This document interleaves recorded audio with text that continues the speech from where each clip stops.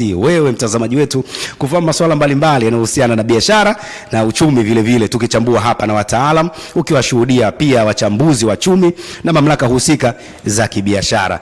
Langu jina ni John Lawrence Lupokela. Sasa leo itakuwa tofauti kidogo kwa sababu nitakupeleka darasani. Leo tunakwenda darasani. Kibiashara zaidi tutakwenda darasani. Kama hivi. Yes, hivi unafahamu kwamba Tanzania na duniani kuna utofauti kuhusiana na watu kujiajiri na kujiwekeza kwenye biashara. Sasa Tanzania 85%, sawa bwana, watu wamejiwekeza kwenye kujiajiri. Inawezekana kuna mtu ana kampuni yake alafu ameajiri watu. Wakati duniani kule wenzetu wana 45% tu. Sawa bwana, kwa wenzetu kule ya kuweza kujiajiri ama kuwa kwenye upande huo wa kujitegemea. Lakini sasa ukija kwenye ajira rasmi, Tanzania tuko chini ukilinganisha na wenzetu wako juu zaidi. Karibu sana. Kwa maana gani? Sasa leo tunakwenda kufahamu kwenye kibiashara zaidi, na ndio maana nimesimama, utapata darasa vizuri kabisa kufahamu mambo haya yako kwa namna gani. Leo tunakwenda kuangalia jinsi ya kutengeneza ukwasi zaidi kutoka kwenye kazi unayofanya au biashara ambayo uko nayo. Kwa hiyo tunaenda kuangalia jinsi ya kutengeneza ukwasi zaidi kutoka kwenye kazi unayofanya au biashara unayofanya, na ndio maana nimekupa hizi takwimu ambazo kwa mujibu wa Benki ya Dunia, ukichukua hapo IMF pamoja na ILO, shirika la kazi duniani. Kwa hiyo nimechanganya hapo, unapata kitu kama hii kwa wenzetu na hapa Tanzania. Sasa kuna video moja natamani tukaishuhudie. Ili trend sana. Video hii ni kutoka kwetu hapa Super Breakfast, tukizungumza kuhusiana na namna ambavyo wako baadhi ya watu wanategemea mpaka mwisho wa mwezi ndio afanye mambo mbalimbali, manunuzi, kulipa kodi na vitu vinginevyo. Hata mkopo anaodaiwa atasema mpaka mwisho wa mwezi. Sasa video hii ili trend sana, itazame hapo. Kibiashara zaidi. Sema ukweli tu, kwenye tarehe za mshahara hizi ndio watu wengi wanapata uhuru wa kuishi. Yaani maisha wanayaishi mwisho wa mwezi. Hatari sana. Sasa nikajiuliza nikasema, kama kwenye level yako ya maisha bado unautegemea mwisho wa mwezi mpaka mwisho wa mwezi ndio uweze kufanya chochote kwenye maisha yako. Yaani wewe kwenda sehemu kupata mnyama afugwao umekwama, ni mwisho wa mwezi. Bado sana. Wewe umekwama. Wewe ushakwama kabisa, kwa sababu haiwezekani. Hata mimi weekend hii mtu yote ukimdai kitu akikwambia subiri mwisho wa mwezi, bado sana. Masuala ya kiuchumi. Yaani unadaiwa kitu unasema subiri mwisho wa mwezi. Wewe bado. Yaani kwenye masuala ya uchumi bado upo nyuma, kwa sababu wewe maana yake hauna kitu wewe, kwa sababu ukiambiwa lipa hapa sasa hivi, kwa maana yake wewe ukitoka kazini unakuwa hauna kingine cha kuweza kulipa chochote. Basi wewe unaangalia kwa hasira. Mtaalamu, najua umesikiliza video kwa umakini kabisa. Nini mtizamo wako? Je, kuishi kwa kutegemea mshahara pekee ni bado sana ama vipi? Na je, kuwa na chanzo cha kipato kwa mwajiriwa ni jambo la lazima ama la hiari? Nini mtazamo wako? Kibiashara zaidi. Umeiona Sasa mwalimu wa wataalamu alichukua video hii. Huyu ni mtengeneza maudhui mtandaoni, content creator. Sio hivyo tu, ni mkufunzi kutoka chuo kikuu cha Dar es Salaam. Vile vile kama hiyo haitoshi, lazima tumpe hadhi yake. Ukiacha kwenye ukufunzi, pia anawafundisha wataalamu ambao unawajua yeye. Ana PhD. Kwa hivyo tunamtambulisha kama dokta. Sasa namleta kwako mwalimu wa wataalamu. Huyu ni mkufunzi wa chuo kikuu cha Dar es Salaam, Dr. Revocatus Milambo, PhD. Yeye alishare kile ambacho tulikuwa nacho. Tunashukuru sana kwanza. Mimi binafsi nimefurahi kuona umeichukua ile alafu ukaanzisha darasa kutokea pale. Asante sana kaka John Lupokela, na niseme tu kwamba hiyo ni video ambayo iligusa kwenye maeneo ambayo mimi huwa na focus zaidi. Kwa hiyo ilikuwa ni kitu ambacho ni kizuri kukijadili kama jamii kwa ajili ya raise awareness. Kwa sababu masuala mazima ya namna kuingiza kipato ni vitu ambavyo zinagusa jamii yetu, na tusipoweka nguvu zaidi maana yake matatizo yanazidi kuwa makubwa zaidi. Yes. Kwa hiyo binafsi nimefurahi namna ambavyo hiyo pia mliweza kuona kwamba niliweza kuitazama hiyo video. That video was interesting, na pengine leo tunaweza kujifunza vizuri zaidi kutokea pale kwenye video na kuweza kwenda mbele zaidi. Sawa, karibu. Yes. Na moja kitu ambacho pengine tutaanza nacho ni hii mindset ya mishahara na namna ambavyo tunafanya kazi. Kwa takwimu ulizoonyesha pale mwanzoni inaonyesha kabisa kwamba zaidi ni almost 83%, 83% ya watu wapo kwenye ajira. Lakini moja ya kitu ambacho watu wengi hawafahamu ni kwamba hakuna tofauti kubwa sana kati ya biashara na mtu kuwa kwenye ajira. Tatizo tu ni mindset. Yes, kwa sababu piga picha, unapoenda kuajiriwa, unapita kwenye interview, afu baadaye mnabageni malipo. Manake wewe unaenda kumuuzia mwajiri muda wako. Unatoka Jumatatu, Jumanne mpaka Jumatano. Unakuwa compensated mwisho wa mwezi. Hiyo ni biashara ambayo unaingia. Kwa hiyo mambo ya kuita kwamba hii ni ajira, hii sio ajira, it's just a perspective. Lakini ukweli ni kwamba hiyo ni biashara. Haina tofauti kabisa na mtu ambaye anafanya biashara yake, anatengeneza product, anaenda kuuza. Tunarudi pale pale kwamba wewe ambaye upo kwenye ajira, unawezaje kuanza kutumia kile kitu ambacho uko nacho kukiuza kama package ya kitu tofauti. Sio kama that's the perspective ambayo nataka tujifunze. Na hii ni mimi wanapenda kuita hii ni kama biashara ya kuuza utaalamu, expert business. Namna ya kuweza kumonetize na kuweza kuingiza fedha kupitia kile kitu ambacho uko nacho tayari. Na hii ndio biashara ambayo inaweza kumkomboa mtu yeyote. Kwa sababu unajua changamoto ya vipato ni kwamba John, kitu ambacho kinavutia sana kwenye vipato ni kwamba kwa mtu anayeingiza shilingi 200,000 anaweza kana matatizo yale yale kwa mtu anayeingiza milioni 10. Yani if you don't understand na kuweza kuelewa jamii inavyofanya kazi, namna ya kuingiza vipato, struggle ambazo anapitia mtu anayeingiza 200,000 na struggle ambazo mtu anapitia anayeingiza milioni 10, hizo kana zile. Kwa sababu upo kwenye ajira, takwimu zetu zinaonyesha kwamba kuna ajira nyingi sana, watu wamejiajiri huko, machinga amejiajiri, mpaka machinga amejiajiri. Tuweke sawa. Kutokea kwa machinga kwenda mpaka kwa modoji huko. Kwenda huko juu. Wote wako kwenye ajira, lakini watu wengi zaidi ya 83% wameajiriwa kwenye hizi sehemu. Jambo la muhimu zaidi ukielewa ni kwamba mshahara sio destination. Mshahara sio ultimatum. Ngoja nikupe mfano mmoja. Mwaka 2015 mimi niliajiriwa kwenye kampuni moja. Niliingia pale nikafanya kazi kwa miezi hii 3. Nikagundua kabisa kwamba kwa namna ambavyo jinsi nilivyo na ninavyochukulia maisha ni ngumu sana kuweza kuishi pale. Kwa sababu nilikuwa naingia asubuhi saa 12 kazini, alafu natoka saa 12 kama umemaliza majukumu. Maana kama hujamaliza inabidi utoke mpaka saa 2 ya usiku.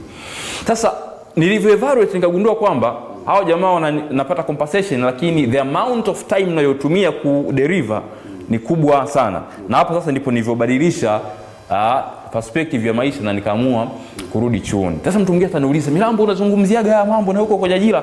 Ni kweli. Kwa mfano mimi niko kwenye ajira, lakini kuna vitu vitatu ambavyo navifanya. Cha kwanza nafundisha, ambacho ndio kitu changu ambacho natoa kwenye jamii. Lakini jambo la pili, kwenye ajira yangu mimi natakiwa nifanye consultants. Na consultants ndio biashara yenyewe ya kuuza utaalamu. Kwamba huku tunafundisha kama kawaida, lakini tunahudumia jamii katika mazingira tofauti tofauti. Kwa mfano sasa hivi kuna training ambazo tunazifanya na watumishi wa serikali na watu ambao wako kwenye taasisi binafsi. Hiyo ni consultants. Lakini eneo la tatu ni utafiti. Kwa hiyo mwanadamu hawezi kuishi tu kwa kutegemea mshahara ambao analipwa. Kibiashara zaidi. Na sasa kwa sababu nimegusia expert business, wewe nieleze kidogo concept ya vitu vinne ambavyo pengine mtu anayenisikiliza anaweza kunielewa kwa urahisi. Ziko njia 4 za kuweza kuingiza vipato. Okay. Ziko njia 4 za kuweza kutengeneza ukwasi, za kuweza kuingiza vipato. Njia ya kwanza tunaita manyo. Hapa manyo unatumia mikono. Unatumia mikono. Hapa unapata mafundi wote, unapata wataalamu wote, watu wote ambao wanatumia mikono kuingiza vipato. Na hiyo napenda sana kulizungumza kwamba ukiona kazi unaoifanya, unatumia nguvu nyingi sana kuifanya hiyo kazi. Maana yake uwezekano mkubwa ni kwamba kwenye huo mnyororo wa thamani wewe ndio unalipa kitu kidogo zaidi. Angalia watu wote ambao wanashika majembe, wanashika madude hivyo. Kwa hiyo lazima ubadilishe kutoka kwenye kuingiza kipato kwa kutumia mikono, kwa sababu levels ziko 4 za kuingiza kipato. Level ya kwanza ni hii ya kutumia mikono. Level ya pili ya kuingiza kipato ni ya usimamizi. Nyinyi ni mashahidi. Ukifanya vizuri sana kazini unapandishwa unaanza kusimamia watu, lakini unakuwa bado kwenye mtego ule ule, kwa sababu kwenye kipato hapa unakuwa kwenye kutumia mikono unakuwa unauza kitu tunaita muda. You are paid for compensation ya muda. Kwa hiyo unatoka nyumbani unamwacha mke, unatoka nyumbani unaacha watoto, unaenda kufanya kazini. Kwa siku 30 unalipa mara ngapi kwa mwaka? Unalipa mara 12. Sawa? Unafanya kazi Jumatatu mpaka Jumatano mpaka Ijumaa, na wengine wanafanya kazi mpaka weekend. Lakini kwa walio wengi unaacha siku mbili za kupumzika upate energy urudi kazini Jumatatu. Na ndio maana watu wengi wanasema watu unakuwa kwenye ile mindset kwamba ikifika Ijumaa unafurahi sana kwa sababu unatoka kazini, na ikifika Jumatatu unachukia kwa sababu unaenda kazini.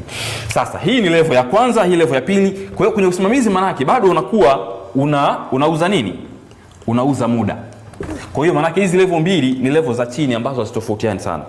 Kwa hiyo as a human being, ili uweze kuanza kupata sustainability nzuri na kuanza kuenjoy maisha yako, lazima ujifunze kubadilisha hizi level mbili kuja kwenye level ya tatu, ambayo ni kuuza kitu katika mfumo wa mawasiliano. Wewe ni shahidi. Hii video tunayotengeneza hapa itamfundisha mtu leo, kesho na kesho kutwa.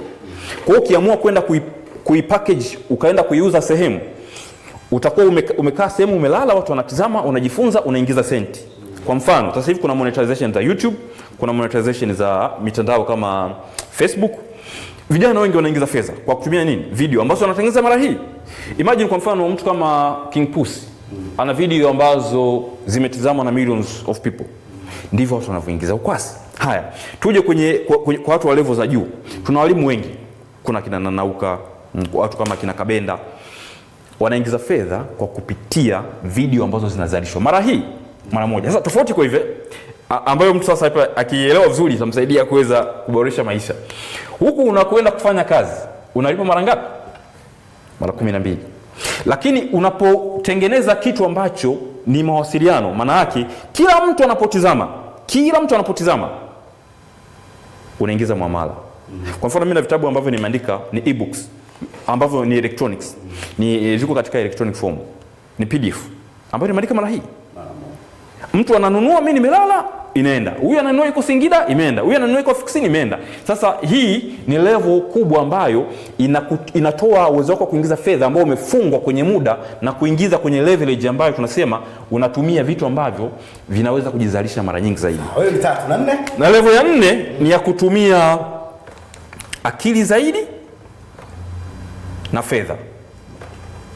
Waga naambia watu huwezi kwenda kununua hisa za shilingi bilioni 5 ukasema una uwekezaji mkubwa. Huko kwenye bonds, kwenye hisa, masoko yote sio masoko ya mitaji.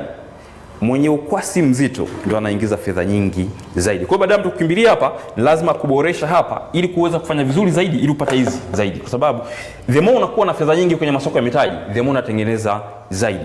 The more unavyotumia ideas zaidi, ni rahisi zaidi kuweza kuzalisha zaidi. Kwa hiyo kwa wafanyakazi wote na mtu yote anayefanya kazi, lazima kuiangalia hii modo. Ukiishia hapa umekwisha, kwa sababu utalipa mara 12. Kibiashara zaidi. Fanya biashara anaingia hapa kwenye concept moja ambayo tunaita business in business. Ama unaweza ukatumia jina jingine kwa watu ambao kwenye taarifa ukaita expert business. Kwamba ziko njia nyingi za kuweza kufanya biashara. Ndio maana mwanzoni nilisema hata wafanyakazi nao ni wafanya biashara. Sasa tuchukulie kwa mfano wewe unauza furniture. Uko sehemu tu hapa, mtu anaponitazama kuna mtu ana kampuni yake ambayo anauza furniture. Anategemea watu waje nunue. Lakini ukijibadilisha kutoka kuwa muuzaji na kuwa mtaalamu wa hilo eneo, story inabadilika. Sasa hivi utakubaliana na mimi kwamba tuko kwenye dunia ya mitandao ya kijamii ambayo ina leverage kubwa sana. Na watu ambao wanafanya biashara vizuri ni watu ambao wamefanikiwa kutengeneza kitu tunaita brands. Sawa? Utatengeneza brand yako kama mtaalamu kwenye eneo la biashara yako. Nitakuuliza swali John. Wewe unataka kununua furniture kwa ajili ya kufanish nyumba yako ambayo umeweza kujenga. Sawa? Kuna watu wawili wapo mtandaoni. Kuna A na A, kuna B. Sawa? Huyu jamaa ni mtaalamu, anaeleza namna ya kupamba nyumba, anaeleza aina za furniture, anaeleza furniture nzuri na mbaya ni zipi, anaeleza kila kitu. Na huyu jamaa yeye kila siku nunua furniture hizi, nunua furniture hizi, nunua furniture hizi. Huyu jamaa anauza furniture lakini anakupa elimu na kila kitu. Siku ambayo unataka kwenda kununua furniture, unaenda kununua kwa nani? Lazima niende kwa nini? Sababu nipate elimu kwanza. Nipate elimu kwanza. Na ananifafanulia mambo. Yes. Na hiki ndicho ambacho tunamaanisha sasa kwamba kwenye expert business. Kwenye expert business maana unajitoa kwenye kuuza commodities peke yake na kuanza kutengeneza brand yako kama mtaalamu kwenye hilo eneo. Kwa sababu tumeshatoka kwenye hizo zama za kuuza tu hivyo.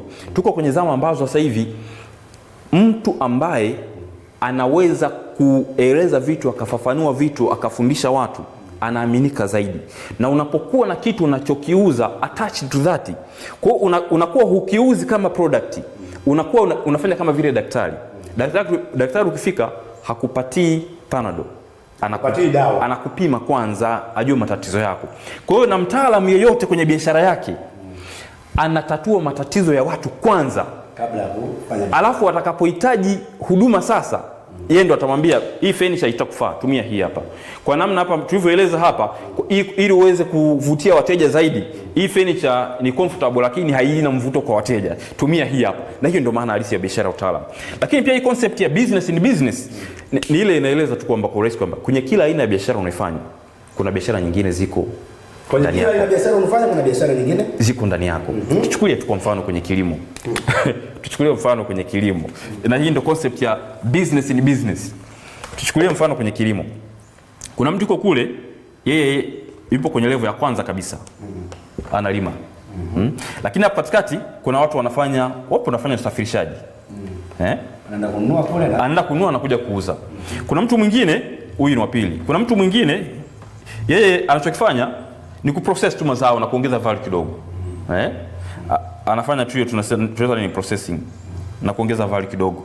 Kuna mtu mwingine yeye amewekeza tu na packaging. Unaona yeye anafanya tu packaging. Biashara ni hiyo moja. Biashara ni hiyo moja. Yeye anafanya packaging. Anafanya packaging, anapeleka mzigo. Anafanya packaging afu anapeleka mzigo. Mkulima anachukua kutoka kwake. Anachukua kutoka kwake. Sasa maana yake kwenye kila biashara mtu anayofanya kuna namna nyingi ya kuweza kuongeza mnyororo wa thamani. Na hiyo ndio maana halisi ya business ni business. Kibiashara zaidi. Na moja ya kitu ambacho kinanifurahisha sana kwa upande wetu huku Tanzania na Afrika ni kama wafanyabiashara wamelala sana. Wamelala sana kwa sababu sasa hivi tuko kwenye zama za mitandao. Mitandao ya kijamii imekuwa na nguvu kubwa sana. Yaani content moja unayoposti hapa inaweza kufikia mamilioni ya watu. Kwa hiyo kuna uwezekano mkubwa kabisa wa kuweza kupata matokeo ambayo ni 10x kama tutaamua kuwekeza kwenye mitandao. Sasa hapo ni za kutoka sasa. Yes, na kuweza kujenga brand yako. Ni vitu vya lazima kwa sababu brand, kwa mfano, uweza utengeneze ama usitengeneze, tayari wewe Lokopela tayari una brand yako. Ni wewe mwenyewe utakavyoamua uifanyie. Sasa kwa mfanya biashara, unaona huwa anashangaa siku hizi wafanya biashara wengi, atakuja na kwambia labda anataka umtafutie influencer. Kwa nini influencer na kati wewe mwenyewe unaweza kuisemea biashara yako? Kwa sababu kuna options kadhaa. Kuna watu wanakimbilia influencers na kuna watu wengine wanatumia face of the brand. Sasa face of the brand, huyu anaweza kawa ni mfanyakazi wa pale ama mtu wa nje ambaye anajiliwa kuchukua hiyo. Lakini njia sahihi zaidi kwa watu ambao wanataka kufika mbali zaidi ni kujenga brand yako mwenyewe. Yes, unajenga brand na wewe ndio unakuwa unaisemea, kwa sababu tumetoka kwenye zile biashara za kawaida za kutegemea tu kwamba as long as unauza watu wanakuja. Sasa hivi watu John wananunua kutokana na mtu anayeuza. Kwa hiyo unaweza kuwa na product nzuri sana, lakini watu wakaenda kununua product ya kawaida kwa sababu ya mtu anayenunua. Mtazamaji yeye ni shahidi na wewe ni shahidi. Hebu piga picha kwenye biashara 3 ambazo wewe unaenda kununua mara kwa mara. Piga picha. Ni vitu gani ambavyo vinakurudisha kwenda kununua vitu? Utagundua sio tu zile product bali pia na wauzaji. Ndio maana ni muhimu sana kuwekeza kwenye hili eneo, kutengeneza brand yako. Watu wananunua story yako. Watu wananunua maneno yako. Watu wananunua misimamo yako. Watu wananunua mitizamo yako. Na sio biashara pekee. Self actualization ama mafanikio makubwa ya mwanadamu ni kuweza kufikia watu wengi zaidi na kuwasaidia kutokana na vitu ambavyo uko navyo. na hili utaweza kulitimiza ukiwa na fedha. Kibiashara zaidi. Hii ya kwenye 10X. Yes. Umetupitisha kwenye brand. Vipi kuhusiana na hili la mitandao? Tumalizie hapa kwenye mitandao ili tumalize la mwisho. Sawa. Nitoe mfano mdogo sana. Kuna mfanyabiashara mmoja ana kampuni yake, anauza bidhaa, wako Mbezi. Sawa. Wako Mbezi pale wana ofisi yao. Sawa. Huyu ni mfanyabiashara wa kwanza. Alafu kuna mfanyabiashara wa pili, yeye yuko Mwanza, yuko Ilemela. Yuko Ilemela Mwanza. Lakini huyu bwana mitandaoni ana followers kama 500,000. Unaona biashara huku chini zinaonekana kama zinafanana. Huyu jamaa ana store na kampuni yake, wana store sehemu anaingiza labda 500,000 kwa mwezi fresh. Na huyu jamaa ana store ambayo kwa mwezi wanaingiza kama hiyo 500,000. Ama huyu jamaa ana store ambayo kwa mwezi wanaweza kuwa wanafika 50,000,000, 100,000,000 wanaendelea. Lakini sasa kwenye 10X hapa maana yake ni kwamba huyu bwana ambaye tayari ana millions of followers mtandaoni anakuwa amefungua distribution yake kwa kiwango kikubwa. Kwa mfano, nikupe mfano mwingine, wafanyabiashara wakubwa, wale wakubwa kabisa Tanzania, kwenye distribution ambao wanauza ngano, sijui mafuta na kila kitu, wanaingiza pesa nyingi zaidi kwa sababu ya uwezo wao wa kuweza kusambaza biashara. Nenda Malawi utamkuta, nenda Kongo utamkuta, kila sehemu. Kwa hiyo badala ya kuwekeza kwenye hizo infrastructure za kutumia barabara, mitandao sasa inakusaidia wewe kudistribute bidhaa zako na kuweza 10X. Kwa hiyo manake kama ulikuwa unachezea kwenye milioni 100, manake kwenda kuzisaka B, kama ulikuwa kwenye B, mitandao ndio sehemu pekee ambayo itakusaidia kuweza kupasua masoko. Sawa. Mimi napata wateja wengi kutoka Afrika Kusini, ndio, kutoka Kongo, ndio, kutoka Falme za Kiarabu. Lakini sababu mitandao. Sawa. Kwa kumalizia, baada ya darasa hili, asante sana. La kumalizia ni moja ambalo pengine ni la muhimu zaidi pengine kuliko ambayo mengi ni mazungumzo. Kama kuna kaburi ama dhahama kubwa ambayo wanadamu wanapitia, ni hofu ya kufanya vitu. Na moja kitu ambacho nimekuja kujifunza, mwanadamu unafanikiwa kuwa na furaha zaidi pale unapofanya kitu, unakosea na kuboresha. Kwa hiyo kwa mfanyabiashara yote yule, walevu yote yule, ama mfanyakazi yote yule ambaye anataka ku 10X kutumia mitandao na kutengeneza brand, kuondoka na hii tulokuwa tunasema kuondoka na 10X, manake ni lazima atoke kwenye hofu. Hofu ndio sehemu ambapo ndoto nyingi zimefia. Kibiashara zaidi. Yes, asante, nikushukuru sana. Umetupitisha kwenye darasa zuri na bila shaka wafanyabiashara wenzangu kuna jambo umechukua. Na leo kibiashara nilisema tutakuwa tofauti na bila shaka umefahamu sasa. Tumepitishwa kwenye mambo mbalimbali. Ya msingi 10X unatokaje hapo?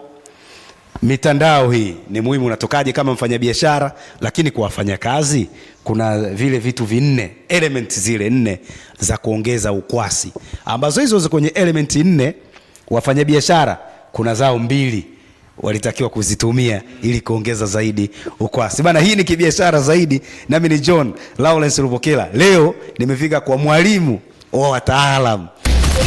Super Breakfast. Kibiashara zaidi.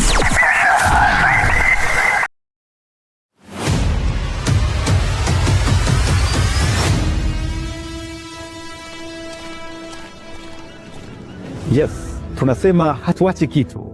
Hii ni Super Breakfast ya mwaka 2026. Tutakupa hamasa, namna bora ya kufanya mazoezi,